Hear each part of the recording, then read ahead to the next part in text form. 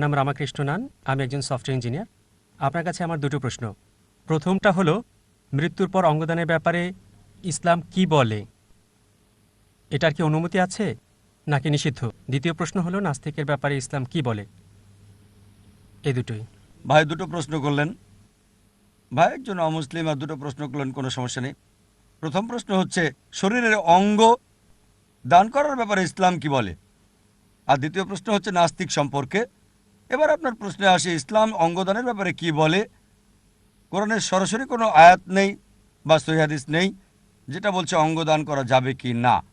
তবে অনেক সম্মেলনে হয়েছে, যেমন সৌদি আরবে হয়েছে, মালয়েশিয়া সহ পৃথিবীর বিভিন্ন অঞ্চলে হয়েছে, এবং বিশেষজ্ঞরা একটা ঐক্যমতে পৌঁছেছেন যদি তিনটি শর্ত মানা হয় তাহলে অঙ্গদান করা যাবে। এক নম্বর, যার অঙ্গটা দরকার স্বাভাবিকভাবে এটা তার জীবন রক্ষাকারী হবে, সে অঙ্গ নিতে পারবে যদি সেটা তার জন্য বড় উপকারী হয় বা জীবন রক্ষা করে। দুই নম্বর হচ্ছে যে ব্যক্তি অঙ্গ দান করবে, অঙ্গ দান করার পরে এটা তার শরীরে বড় কোনো ক্ষতি করবে না। যেমন ধরুন যদি হার্ট দান করেন তাহলে তো মারা যাবেন, তাই হার্ট দান করা যাবে না। তবে ডাক্তাররা বলে যে একজন মানুষ দুটো কিডনির একটা দিয়ে দিলে সে বেঁচে থাকতে পারে।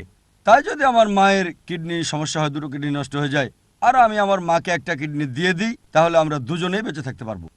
তবে স্বাভাবিকভাবে কেউ যদি তার কোনো অঙ্গ মৃত্যুর সময় দান করতে চায় সেটার অনুমতি আছে, কিন্তু যদি জীবিত অবস্থায় হয় আর শরীরের কোনো বড় ক্ষতি বা জীবন হারানোর সম্ভাবনা থাকলে তা করতে পারবে না। আর তৃতীয় বিষয় হচ্ছে টাকার বিনিময়ে দিয়ে যাবে না, অঙ্গ বিক্রি করা যাবে না। যদি এই তিনটি শর্ত মানা হয় তাহলে অঙ্গ দান করতে পারবে। এবার আপনার দ্বিতীয় প্রশ্নে আসি আমি, নাস্তিকদের ব্যাপারে ইসলাম কি বলে। আমার কথা যদি বলেন, যখন কোনো নাস্তিকের সাথে দেখা হয়, আপনি কি নাস্তিক ভাই? আচ্ছা, বললেন না। কোনো নাস্তিকের সাথে দেখা হলে প্রথম যে কাজটা আমি করি, আমি সে নাস্তিকে অভিনন্দন জানাই। লোকজন হয়তো আশ্চর্য হবে, কেন জাকির নাস্তিককে অভিনন্দন জানাচ্ছে?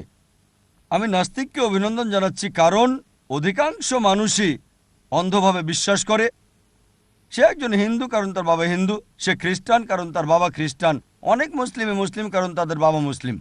আর এই নাস্তিক চিন্তা করছে সে হয়তো কোনো ধর্মীয় পরিবারের, তার বাবা হয়তো ধার্মিক, তবে সে হয়তো বিশ্বাস করছে না যে সে কিভাবে ঈশ্বর, যার খাবারের দরকার হয়ে থাকে, ঈশ্বর কি করে মারা যায়, ঈশ্বর মিথ্যে কথা বলে।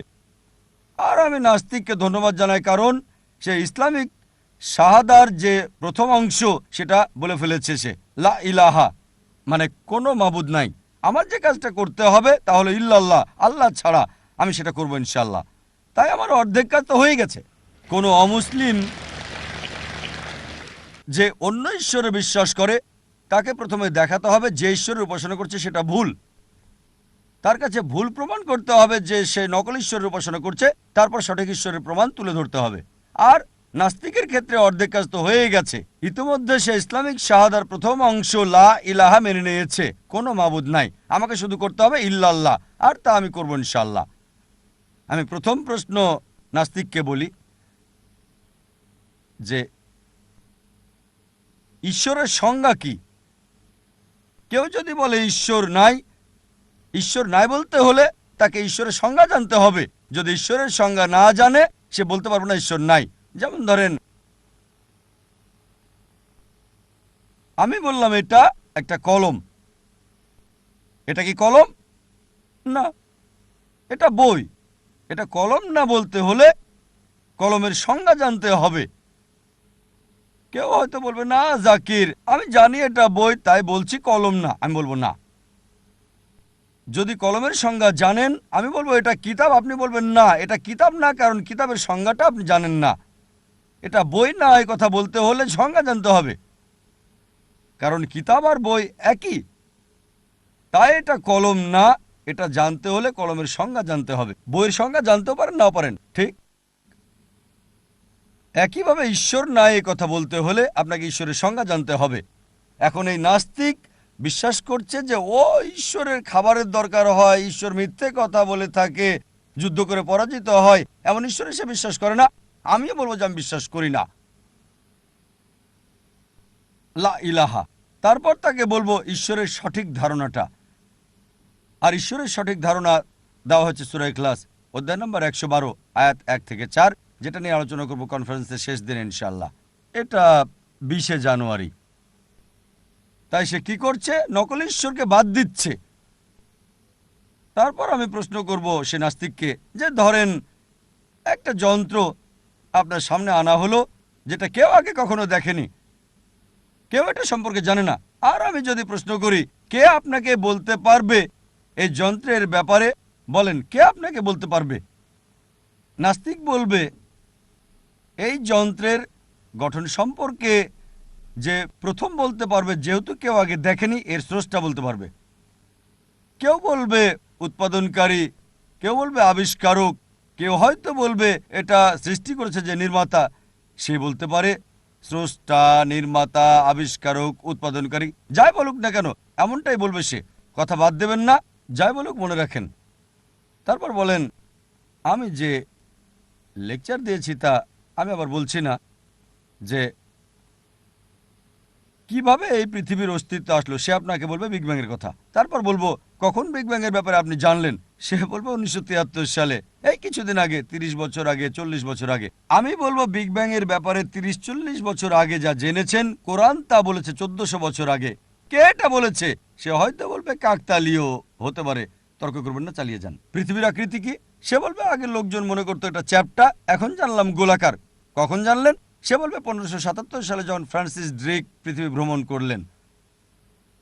কখন? এই 300 বছর আগে, 400 বছর আগে, 450 বছর আগে। কোরআন বলেছে 1400 বছর আগে। কোরআনে কে বলেছে?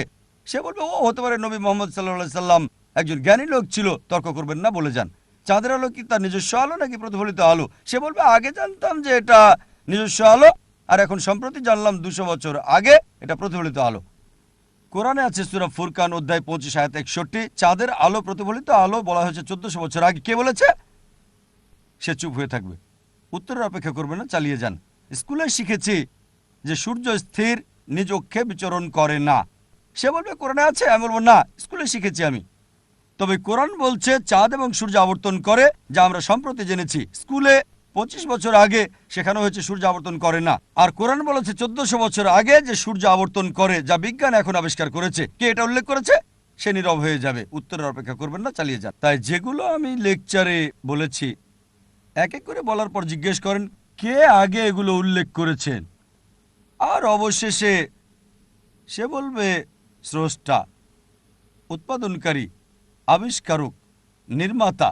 এই স্রষ্টা, এই উৎপাদনকারী, এই প্রস্তুতকারী, এই নির্মাতাকে আমরা ইসলামে বলি আল্লাহ। এই কারণেই বিজ্ঞান ঈশ্বরকে বাদ দিচ্ছে না, লা ইলাহা, এটা নকল ঈশ্বরকে বাদ দিচ্ছে, ইল্লাল্লাহ। এই জন্য স্যার ফ্রান্সিস বেকন, বিখ্যাত দার্শনিক, তিনি বলেছেন যে বিজ্ঞানের অল্প জ্ঞান আপনাকে নাস্তিক করবে, বিজ্ঞানের গভীর জ্ঞান ঈশ্বরে বিশ্বাসী করবে। তাই এই লেকচার কোরআন ও আধুনিক বিজ্ঞানের সাহায্যে বৈজ্ঞানিকভাবে আল্লাহর ধারণা প্রতিষ্ঠা করতে পারেন। আশা করি উত্তরটা পেয়েছেন। ধন্যবাদ।